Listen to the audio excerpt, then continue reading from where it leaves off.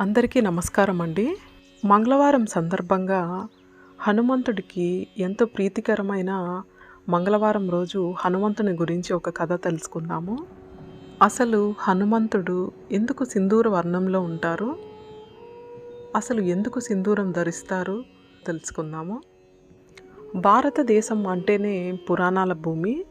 మరియు పురాణాలలో ప్రతి ఒక్కరి పాత్రకి సంబంధించి వందలాది తెలియని కథలు కూడా ఉన్నాయి. హిందూ మతం పురాణాల్లో అత్యంత ప్రసిద్ధమైన పాత్రల్లో హనుమంతుని పేరు ప్రముఖంగా వస్తుంది.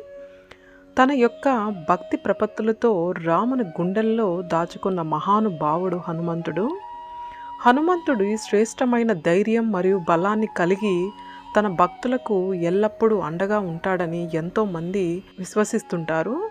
వాస్తవానికి రాముడు లంకను గెలిచి సీతాదేవిని ఇంటికి తీసుకురావడానికి హనుమంతుడే ప్రధాన కారణం. తన వానర సైన్యంతో రాముడికి అండగా నిలిచి యుద్ధాన్ని గెలవడానికి హనుమంతుడు తన ప్రాణాలను సైతం తెగించి పోరాడి తన భక్తి ప్రపత్తులను చాటుకున్నాడు. మనలో చాలామంది హనుమంతుని పటాన్ని ఇళ్లలో కలిగి ఉంటారు. కానీ ఈ ఏకైక వానర దేవుని యొక్క సింధూర వర్ణపు విగ్రహానికి ఒక కథ ఉంది. మనమంతా హనుమంతుని సింధూర వర్ణపు విగ్రహాన్ని ఏదో ఒక సమయంలో చూసే ఉంటాము.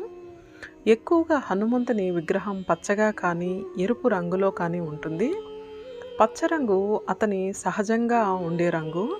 అయితే సింధూర వర్ణాన్ని మాత్రం ఒక కథ ఉంది.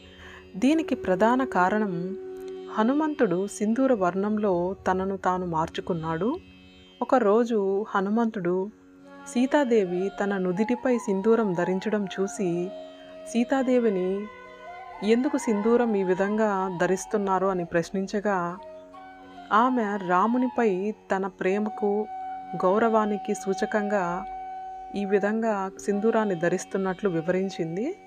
రామునిపై తన భక్తిని నిరూపించుకోవడానికి హనుమంతుడు తన శరీరం మొత్తాన్ని సింధూరంతో కప్పాడు. ఇది తెలుసుకున్న రాముడు ఎంతో సంతోషించి హనుమంతుడికి తన మీద ఉన్న ప్రేమని గౌరవాన్ని చూసి ఆనందపడ్డాడు. అదేవిధంగా రాముడు హనుమంతునికి ఒక వరం కూడా ఇచ్చారు.